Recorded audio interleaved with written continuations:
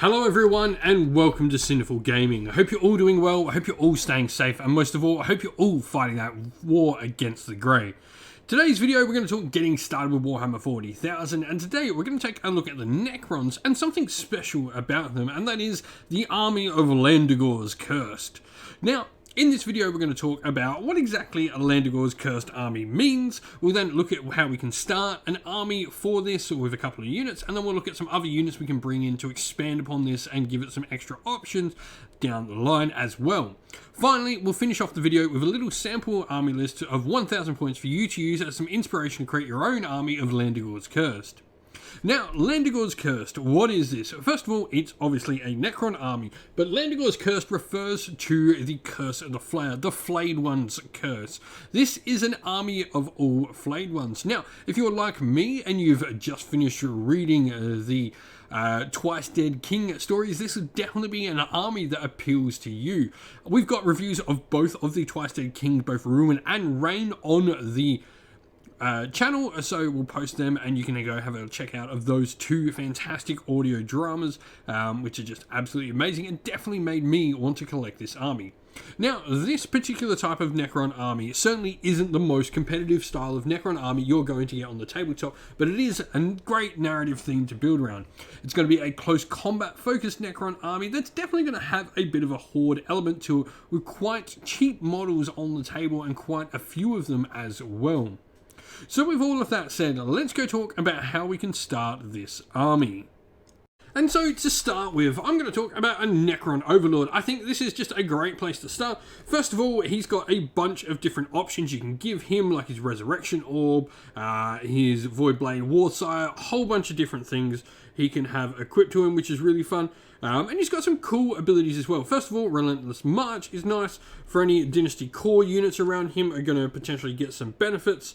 And then we're also going to get some other cool bonuses around him as well. Now, worth noting that Flayed Ones are a Necron core unit, so they're going to get that. My Will Be Done, he can give out as well. So not only is he going to be able to give out move and advance to units around him and add 1 inch to their move characteristic, he's also going to be able to give +1 to hit to Necron core units around him as well. And he has a 4-up invulnerable save himself. But where this army is really going to go is we need to talk about Flayed Ones, because they are going to be the bread and butter of this particular army. Flayed Ones have weapon skill 3+, 5-inch move, strength and toughness 4, and 3 attacks per model, which is pretty nice. Now, they have their Flayer Claws, which are -1 AP, damage 1, strength of user, so only strength 4, but they've got some other cool abilities. First of all, the Flesh Hunger, where each time a model in this unit makes a melee attack against an enemy non-vehicle unit, and on a modified hit of a 6 scores 1 additional hit. And they also have the Terrifying Foe, where you subtract 2 from the leadership of enemy units around them as well, which is pretty nice. You've got some other cool stratagems you can use, which are Necron Flayed One focused. First of all, the Storm of Flensing Blade. For 2 CP, you can use the stratagem at the end of the fight phase, and you select one Flayed One unit within engagement range, and it can fight again. You've also got the Shadows of Drazak, where you can use the stratagem in any phase when a Flayed One unit from your army is selected as a target of an attack, and until the end of the phase, you subtract 1 from those attacks' hit rolls. Pretty nice stuff. So all in all, some great ways to get a lot out of your Flayed Ones. They've just got so many attacks coming out of these models, which can be really, really fun just to throw a ton of Necron attacks at your opponent. Looking into other units we can bring into the force, and the first one I want to talk about is the Chronomancer. So the first thing the Chronomancer has going for it is the Chronometron ability he has, where in your command phase you can select a Dynasty unit within 9 inch of him, and until the start of your next command phase you can reroll charge rolls to that unit, and that unit has a 5-up invulnerable save. So pretty nice stuff there.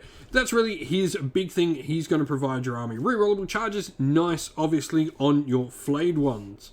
We've then got the Psychomancer, which I think goes hand in hand with his Nightmare Shroud of -1 to leadership, for characteristic of models in that unit that are within 1 inch of combat attrition tests. So pretty nice ability to sort of just double down on the fact you've already got your Flayed Ones doing some -2 leadership abilities on your opponent's army. And he's also got the Harbinger of Despair ability as well, which is really cool, where the selected unit he targets cannot perform actions, they can't get objectives secured, halve their advance and charge rolls, and cannot be set to Overwatch or set to defend. So there's some pretty cool abilities there.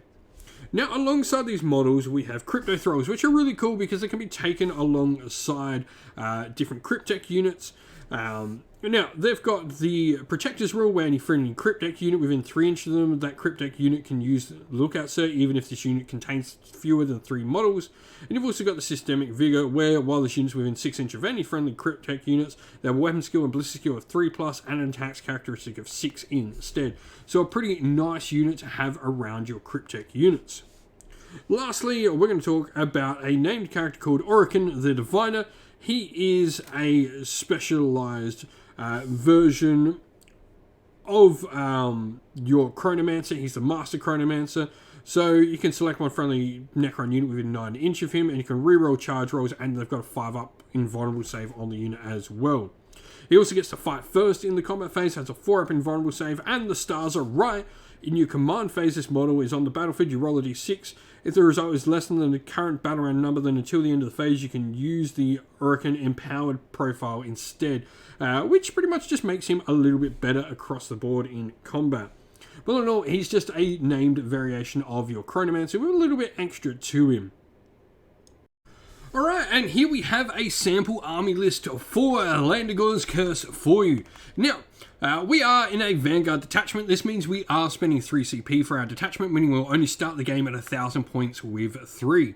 We are a perfect 1,000 points and 44 power level for those who like playing their games in that variation. Now, we are going for the Dynasty Novik. For me, this one is just particularly good for the flayed ones. We add one to the run and charge rolls for units with this code. Each time a model is code makes a melee attack if the model has made a charge move or was charged or performs a heroic intervention. You improve the armor penetration characteristic of that attack by 1. So pretty cool for our flayed ones.